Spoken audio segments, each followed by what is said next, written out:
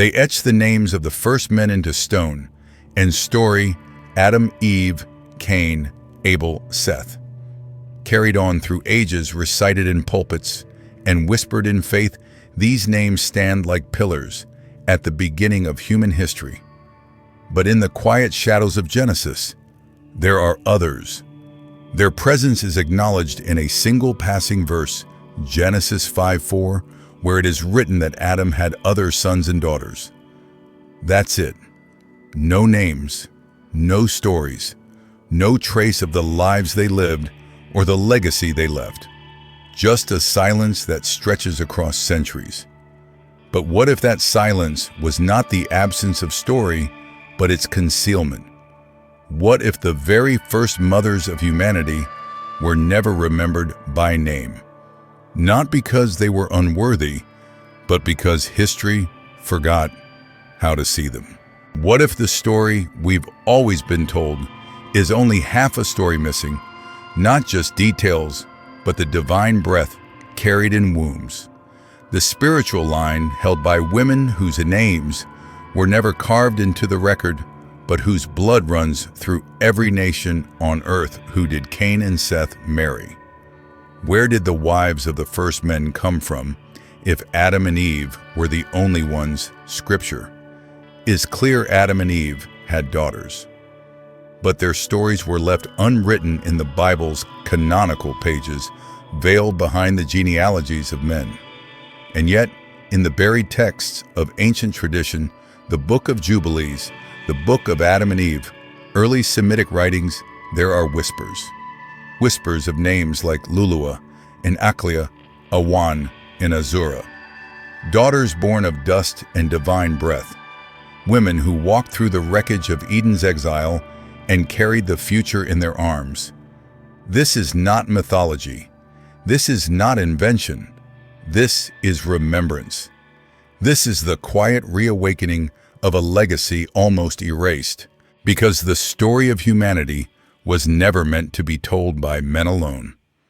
And if you listen closely, if you lean into the silence of Scripture, you may begin to hear them speak again softly, at first like echoes from the garden's edge, but growing louder until the forgotten become known, until the hidden become seen, until their names take root again in the sacred soil from which they came. And it all begins with a whisper. Whispers between the lines. It takes only a single breath in Scripture to acknowledge their existence. And the days of Adam after he had begotten Seth were 800 years, and he begat sons and daughters. Genesis 5:4. That verse, so easily overlooked, contains a multi-generational mystery.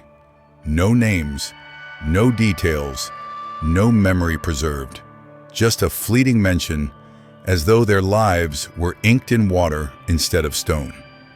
But silence in the sacred text is never empty. It invites us to listen deeper.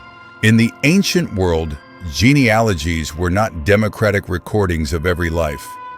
They were purposeful.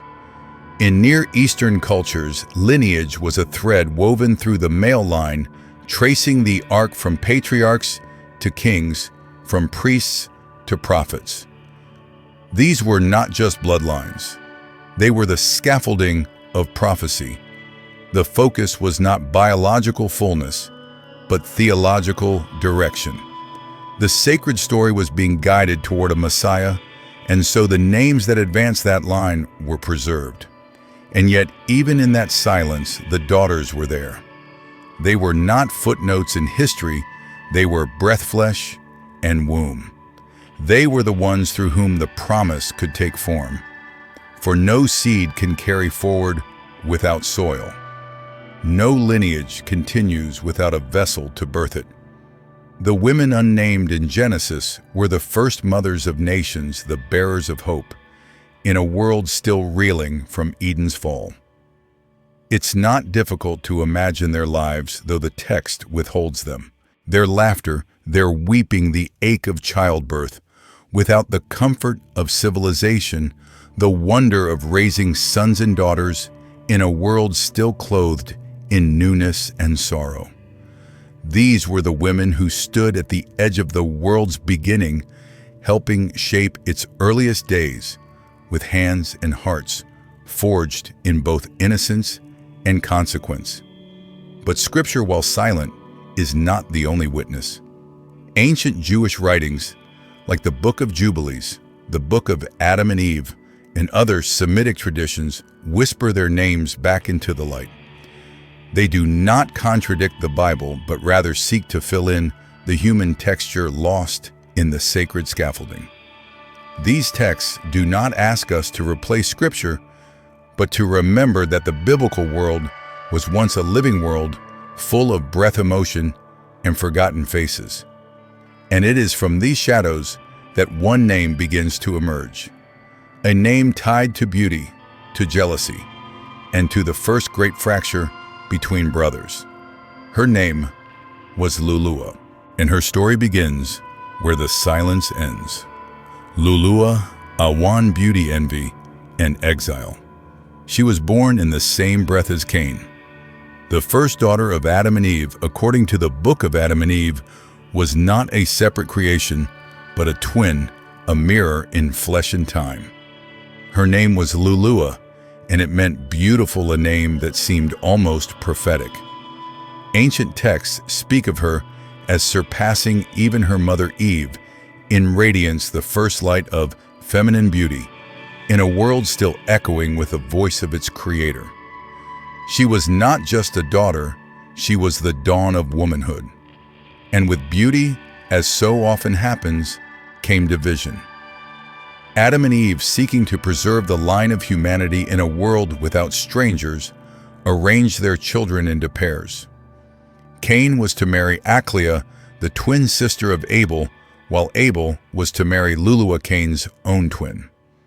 It was a sacred symmetry, brother to sister, life to life. But Cain's heart was not in alignment. To him, this pairing was a punishment. Aclia, in his eyes, was ill-favored. And Lulua, his own twin, was the desire of his soul. Here the seeds of jealousy took root, not just over offerings or divine favor, as Genesis famously records, but over love, over rejection, over what he believed he was denied. Cain's fury was not only theological, it was personal. The loss of Lulua to Abel struck deeper than any altar dispute. It touched the aching core of abandonment, of rivalry within the first family ever formed. His parents' judgment felt like betrayal. His brother's favor felt like theft. And so the story took its fatal turn. When Cain rose against Abel and spilled his blood upon the earth, it was not just a murder, it was a rupture. A soul torn by longing, a heart consumed by grievance.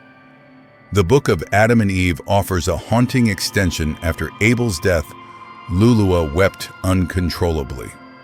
She had not just lost a brother, but the one she was to marry, the man her heart was given to by divine design and parental decree. Her tears became the first weeping of a woman for a man slain not by nature but by hate. But grief was not the end of her story. In the aftermath, as God cursed Cain and banished him east of Eden, Cain did something both desperate and defining. He took Lulua with him. Whether by force or devotion is not clearly said, but the result was clear together. They fled into exile, away from the mountain of God, away from the garden's boundary. There in the wilderness, Lulua became something more than a sorrowful daughter. She became a mother. Their son, Enoch, was born in a land marked by punishment. And Cain, perhaps in a bid for redemption or remembrance, built a city and named it after his son, Genesis 4:17. That city, the first human city, was not founded by a hero, but by a man marked by blood.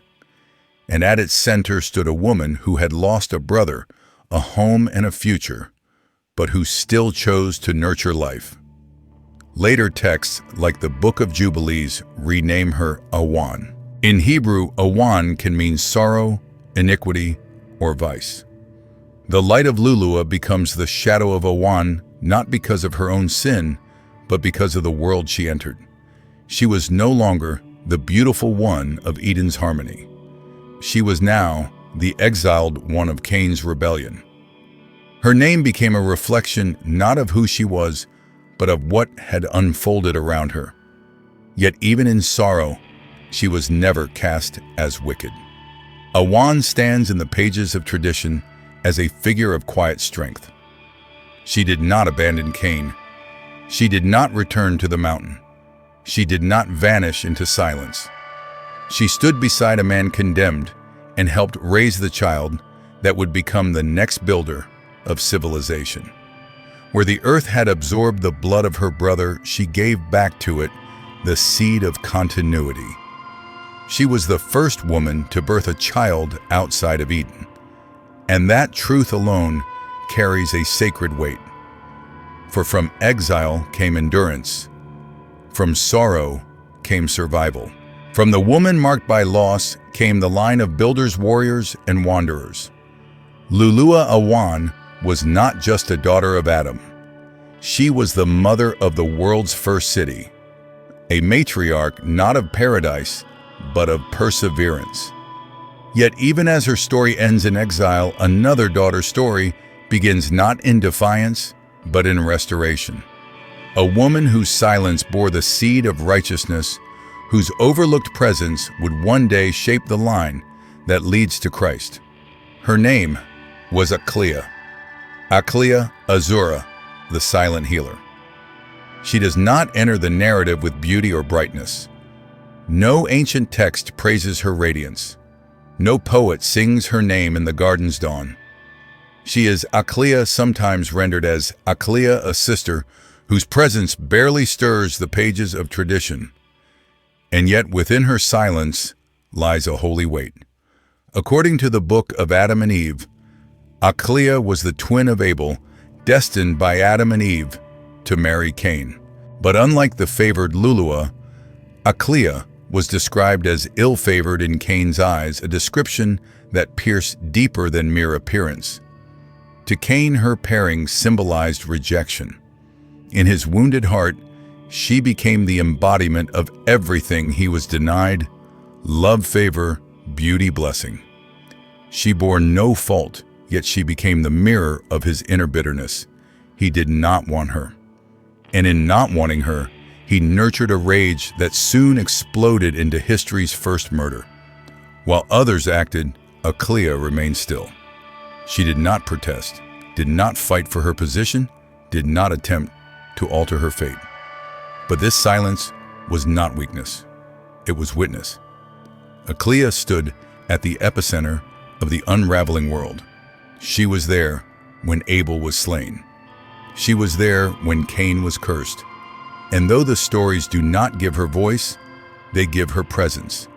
She is the shadow that remains when love is torn, when destiny is diverted, when family fractures. Yet this daughter, overlooked and undesired, becomes the seed of healing.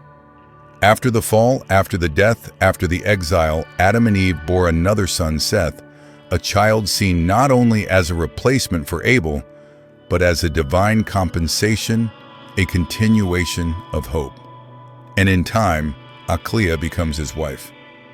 Their union, described in the Book of Jubilees, was not just familial, it was symbolic. It was the first sacred repair in the broken fabric of humanity. Where Cain and Lulua's line began in exile, and blood Seth and Aclia's line began in quiet restoration. But her name would not remain the same. In the Book of Jubilees, Aclia is given a new identity, Azura, a name that breathes softness, aid, and grace.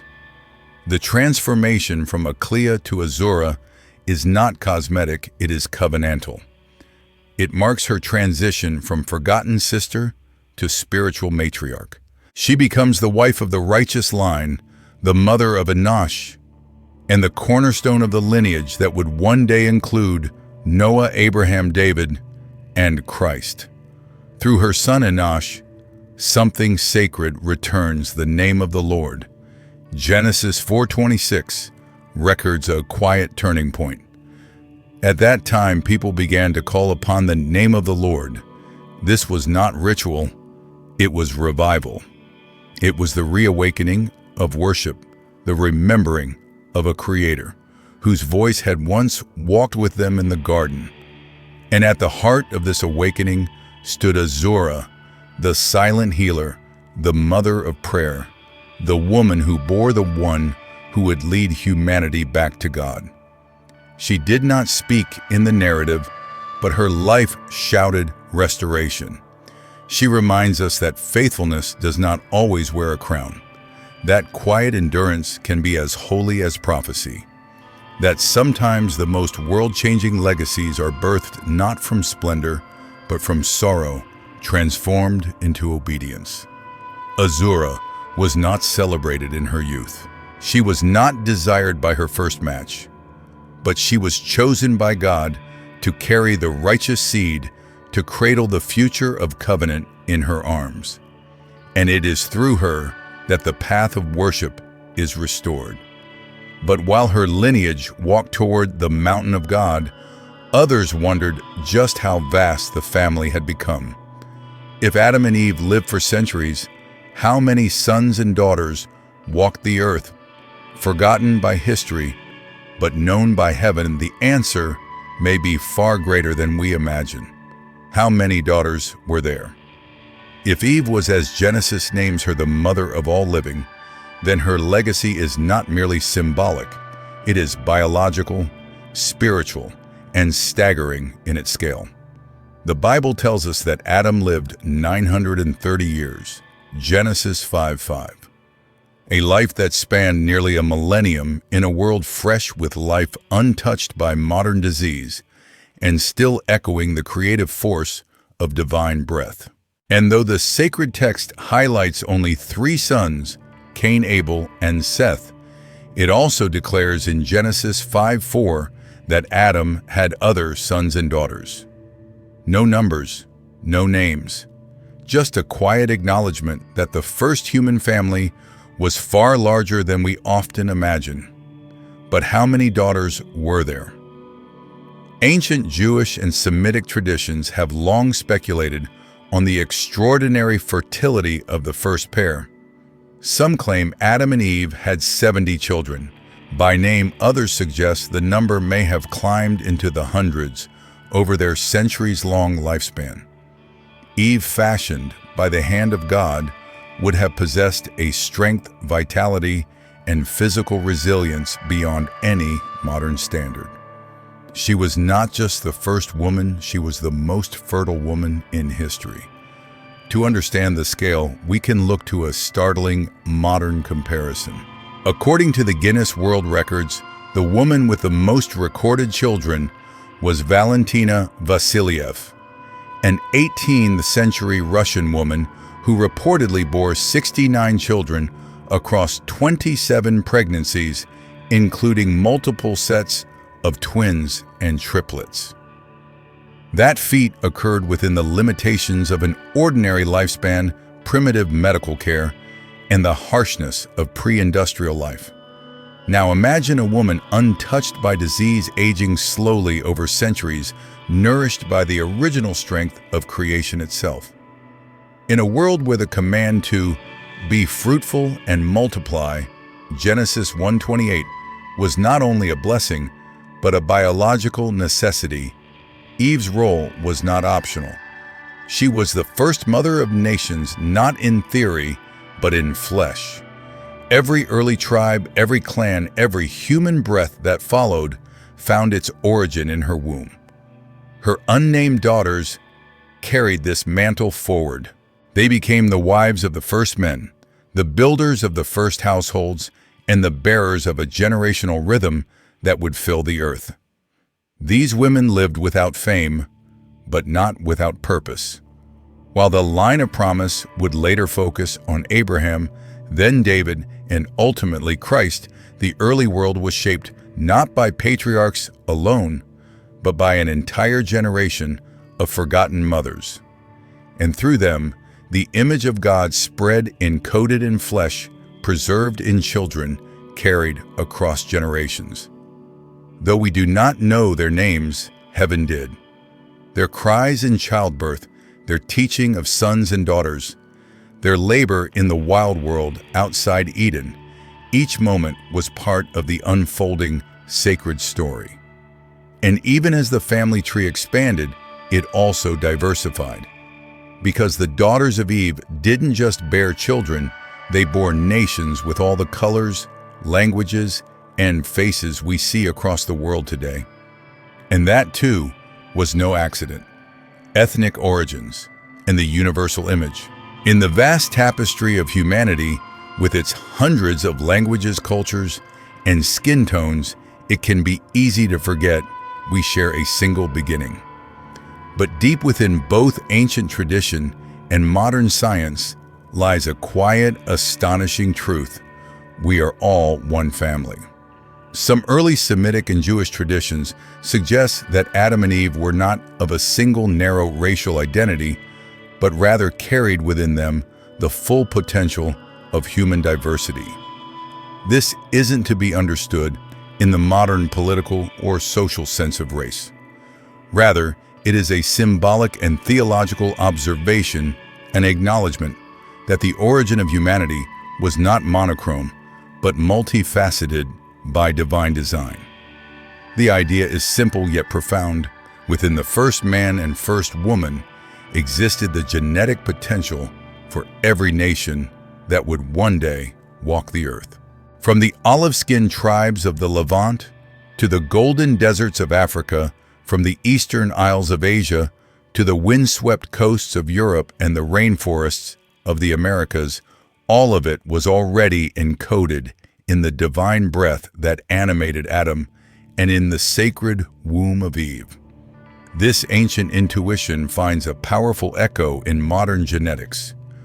Through the study of mitochondrial DNA, scientists have traced all living humans back to what they call the mitochondrial Eve, a single woman from whom every person alive today inherits part of their genetic code. While she was not the only woman alive in her time, her maternal line is the only one that persisted across every continent and generation. Though the name is scientific, its resonance is spiritual.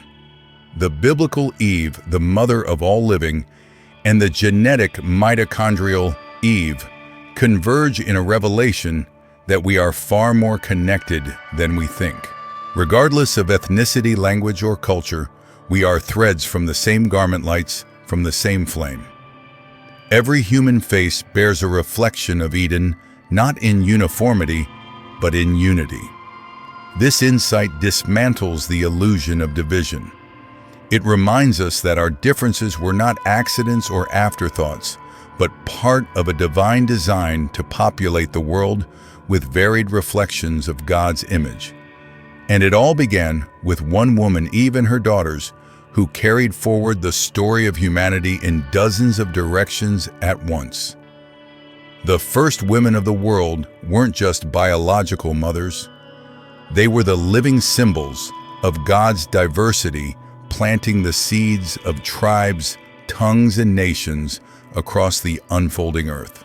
But if this is true, if these women were so vital, so central, then the question remains, why were their names lost?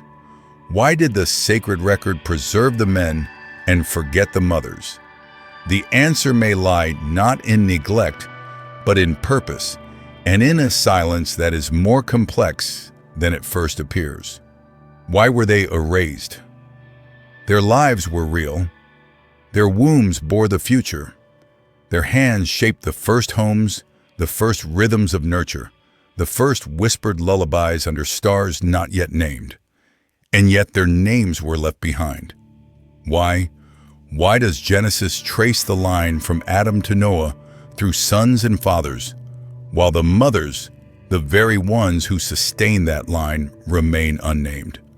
Why does Scripture so careful in chronicling the details of kings and prophets fall silent when it comes to the daughters of Eden? The answer is not simple, but it is important.